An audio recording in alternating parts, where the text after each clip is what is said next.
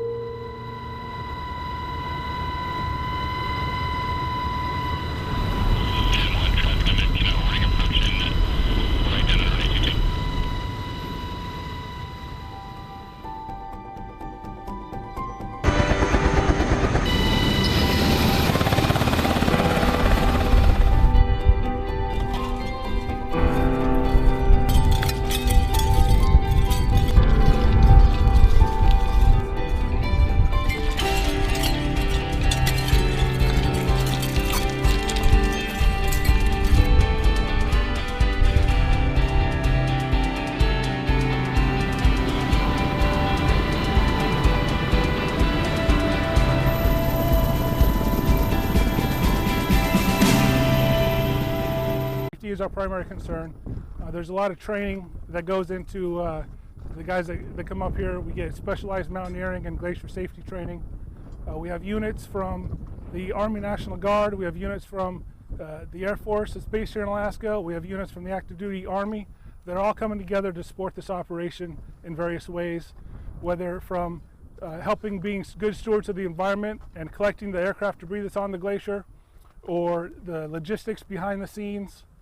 It's a team effort from the military unit members here in Alaska. It's a really large aircraft, just slightly smaller than a current day C-130. We've probably removed, best guess is 3 to 4 tons, maybe a little bit more, but that's probably not even, it's way less than 10% of the total aircraft. Yeah, I think we owe it to the family members to do everything we can to provide them closure and to provide them, what we know of their family members. So that's the whole reason behind this effort. Basically, we found everything from metals to soft goods to woods. The aircraft, the C-124, was made up basically of aluminums and structurals of metals. So we have a wide variety of everything that we've come across out here. Definitely every year we come out here, there's more and more debris and in different areas. We've left on a Friday and came back on a Monday, and debris fields have shown up. So definitely it changes based on the weather. Citizens and service members lost their lives, and it is our duty and honor to come out here and help with that recovery of that. Well, we're on a training mission. My crew chief, Sergeant Roman Bradford, saw something on the glacier. Looked like a yellow fabric. So we went over there to go see what it was, and it turned out it was a life raft. And then some people we had on board, we didn't feel comfortable going back and looking at it then, so we put a team together and they went back up there to go see what it was, and that's when we found out there was a big airplane that had crashed up there. We got with the Air Guard guys, and they have a crash base of all the aircraft. So we looked to see what type of aircraft had crashed up there and what year. And then the guys that went back up there to double check, they were lucky enough to find a logbook and a dog tag, so we knew exactly what airplane it was at that point.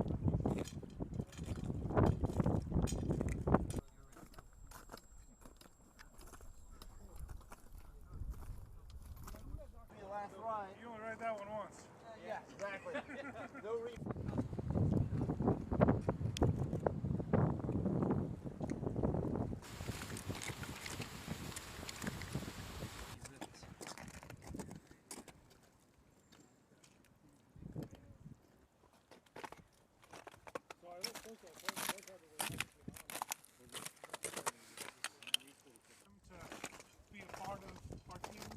Yeah. Like, no, we don't have to.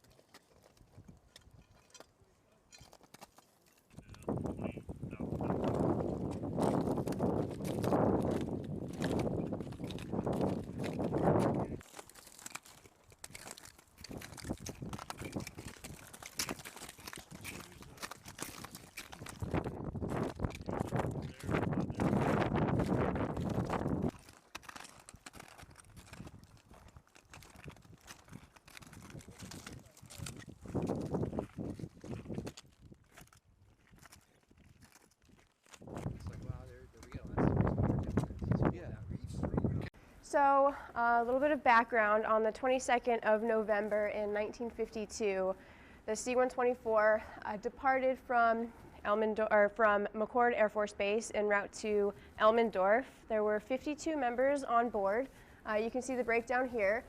There were 42 were Air Force, 12 of those were crew members, 8 were from the Army, 1 was from the Navy, and 1 was from the Marine Corps. Approximately 7 hours after taking off, they lost communication with the plane. It crashed into the side of Mount Gannett, which is over here. In reference to J-Bear, you can see they were fairly close to the base. So if you want to fast forward now 60 years, the Alaska Army National Guard, they were doing a routine flying mission, and they flew over Colony Glacier. They saw some yellow debris on the glacier, so they landed and they rummaged through it, brought some of that back, and they identified it as the C-124 that had previously crashed. This is where they landed, in this area here, and this is where the crash site was. So this is approximately 12 miles that this wreckage has traveled down the mountain onto the glacier. Every year since it was discovered, a team has gone up to the glacier and recovered all of the human remains possible and their personal effects to be reassociated back to their family members.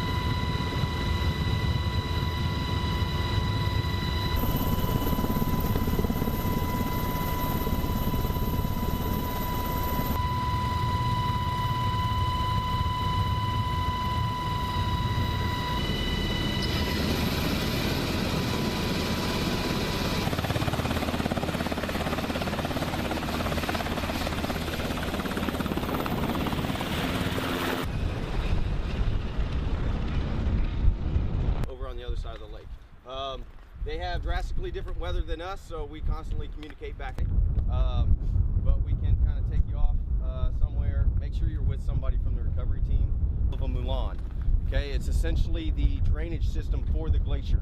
Okay. Kind of see where it gets choppy at the top of that chop.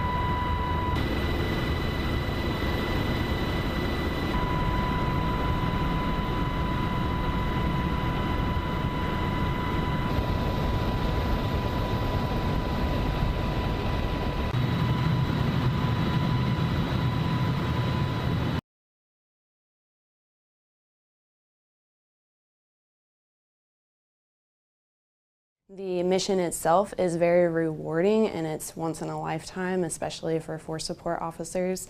So to be able to conduct that mission or operate on the glacier and bring back closure for families was really rewarding.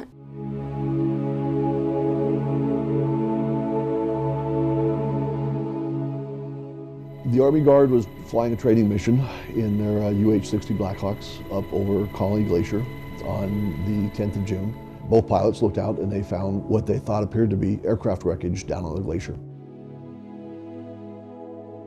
They found some evidence that was able to be traced back to individuals who were on the manifest for the C-124. There were 52 people on board the plane, 11 crewmen and 41 passengers. The flight came out of McChord Air Force Base and it was heading to Elmendorf. It was flying in bad weather. It was IFR, Instrument Flight Rules. It was essentially like flying inside of a light bulb. You have no perspective, you have no view of anything around the plane, above the plane, or below the plane. They literally just flew right into the side of the mountain. The plane hit, it disintegrated, the wreckage all fell down the mountain onto the glacier, It looks as though there was an avalanche of both snow and rock that came down and buried the debris.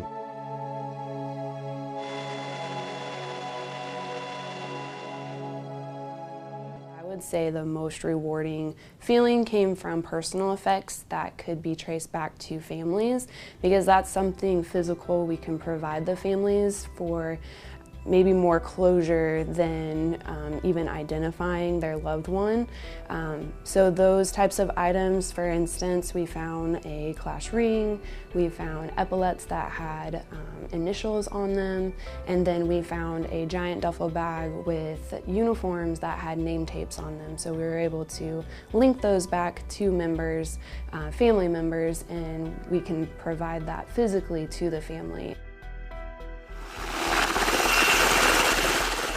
We actually coordinate with Alaskan Command in Alaska and also other units across Joint Base Elmendorf Richardson to conduct this mission. So between Allcom and JBEAR, and then as well as the Army National Guard, who's the helicopter squadron that takes us to the glacier each day, we coordinate all of those efforts, as well as with the weather squadron, because we have a weather team that is across from the glacier where we operate, and we coordinate with them on the days we'll be out there, the duty day, like how we will conduct the mission. And then our recovery team is a mixture of Air Force and Army. So the U.S. Army Alaska provides Army members to go out there and do the recovery mission with us. We get to bring these service members home. The family members will have closure. And I think I can say that for all of these members on this team that agree that what they're doing, bringing our fallen home, is paramount. It's a mission that I'm just really honored to be a part of. Ever since I heard of it, it was something that I thought would be really amazing to be a part of. So I'm just really grateful that I have the opportunity. In February, I went to basic military mountaineering course, which is through the Army Mountain Warfare School. And it's up in Vermont, in the hills and mountains of Vermont, and that's the course that we go to before we're qualified to go out on the glacier. And that was definitely one of the hardest things I've done mentally and physically. We rucked through the snow with 50-pound rucksacks. We learned a lot of knot systems and just how to operate safely in a mountainous environment. So making it through that, I think, definitely helped me feel ready for the mission. Honestly, I don't have a lot of expectations, just because it's my first time going out, I'm new, so I'm going in with just the mindset of trying to learn as much as possible. Trying to do the best I can to support the mission and hopefully return the fallen, to their families. The Air Force and AFMAO have not determined a stopping point for this mission, and in my opinion, so long as the glacier continues to provide us with items and there are still members to be identified, then we'll continue to conduct search and recovery operations for the foreseeable future. I'm sure it's incredibly hard to continue to wait. However, just know that the Air Force, along with multiple agencies, are dedicated to the search and recovery at Colony Glacier. And each year, the glacier provides us with human remains as well as personal effects. So each year, we could be one step closer to finding your loved one, or something that we could provide to you that used to belong to your loved one. Well, initially the National Guard came through and they saw some wreckage, and they had the PJs from the Air Force come down and verified that it was a downed aircraft from the Air Force in the 1950s. So they coordinated with JPAC, and a few weeks ago JPAC and NWTC came through and located human remains and did a sweep of the entire area, and we found quite a bit.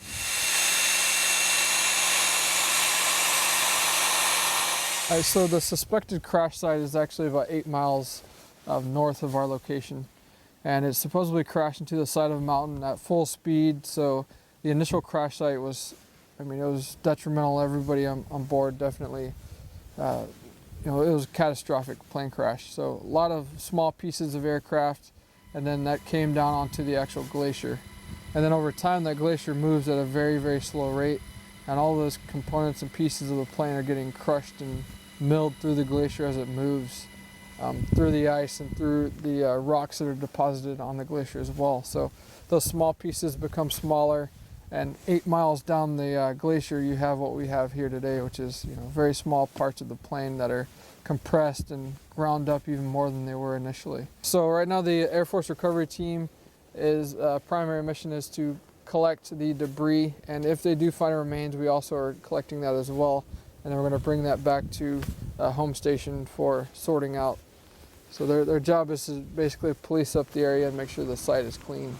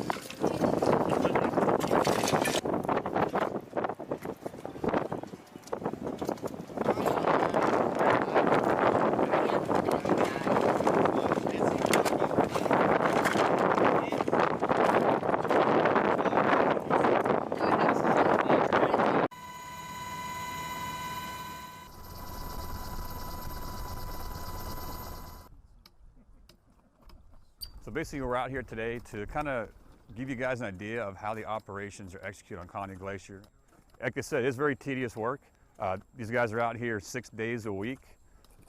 You know, they're committed to the mission. We picked June because of the weather. It's the best weather to be able to, it's the safest weather to be able to do this. We get to bring these service members home. The family members will have closure. And I think I can say that for all of these members on this team that agree that what they're doing, giving closure to the family and bringing our fallen home is paramount. My grandfather was one of the airmen aboard the plane. My grandmother actually kept a letter that he had put in the mail a couple hours before he got on the plane. And when she passed away, I was given an envelope, and inside that was the actual letter. Say like my mother said to me, if God gives me my grandfather now, would I still fight for the rest of those men to come home? So I guess maybe he'll be coming home in the end. So I'll continue to keep fighting to bring them home.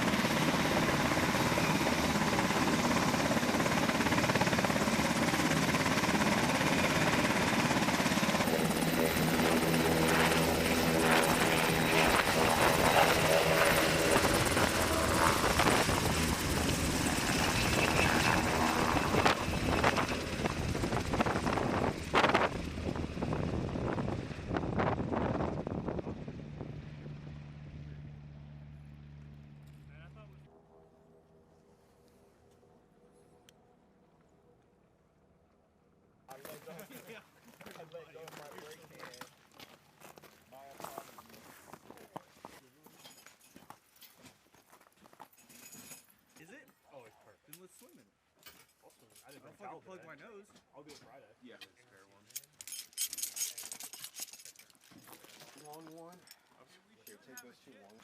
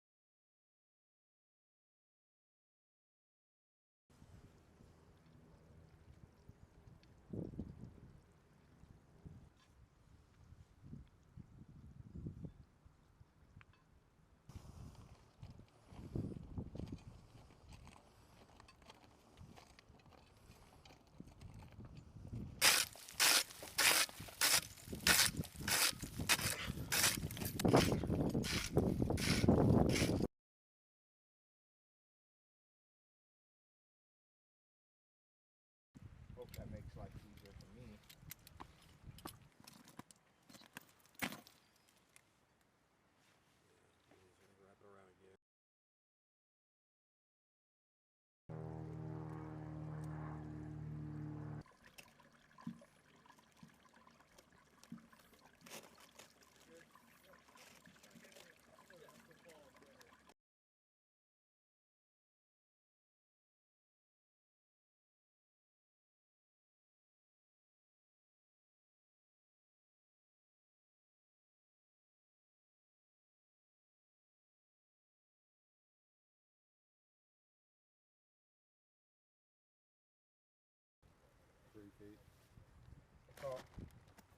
Hey, hold on.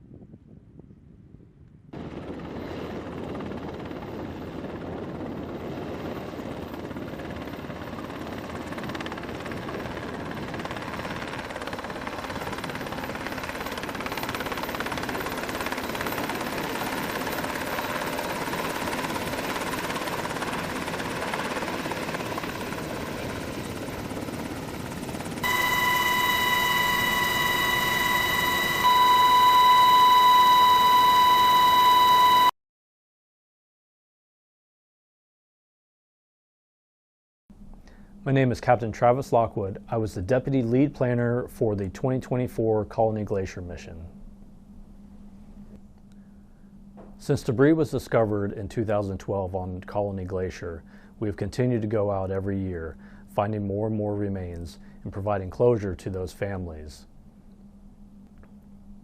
Every year, as we find more remains and make positive identifications, it continues to motivate the team to go out and find those last remaining few airmen. Currently we have found 47 of the 52 members who are on board, and we continue to search until we find all 52. The recovery team that we have is made up of soldiers who are pathfinders and medics. They're not mortuary specialists, but they do have the passion and the motivation to find the remaining members that are lost on this crash.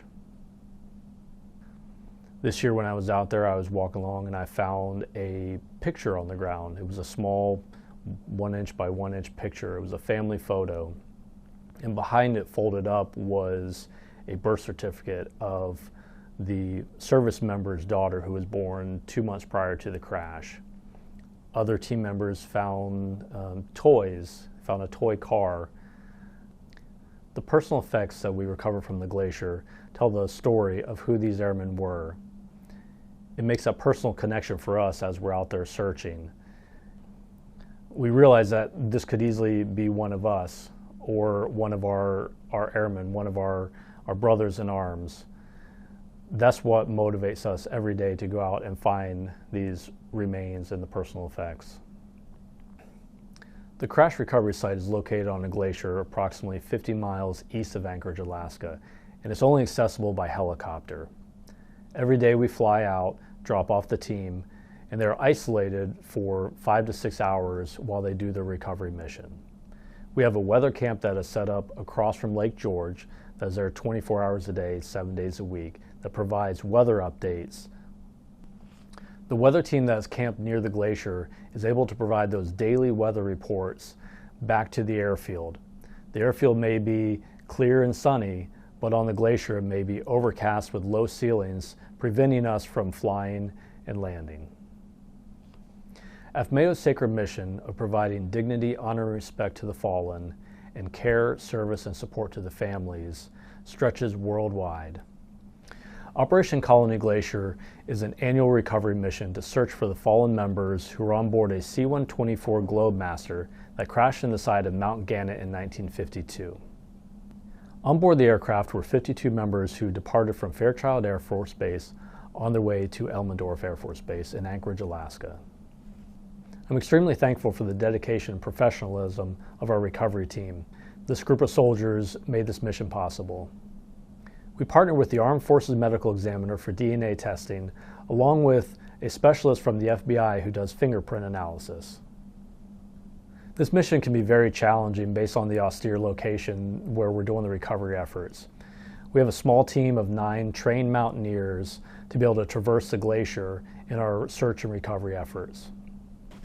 Operation Colony Glacier is organized and planned by AFMAO, but we couldn't do it without the help of ALCOM, the Alaskan Air National Guard, the 11th Airborne Division, and all of the various units on Joint Base Elmendorf-Richardson. Since 2012, when operations began on Colony Glacier, we found 47 of the 52 who were lost on board the C-124 crash. Each year when the remains are brought back from the glacier and returned to Dover Air Force Base, we turn them over to the Armed Forces Medical Examiner, who begins their job of DNA testing.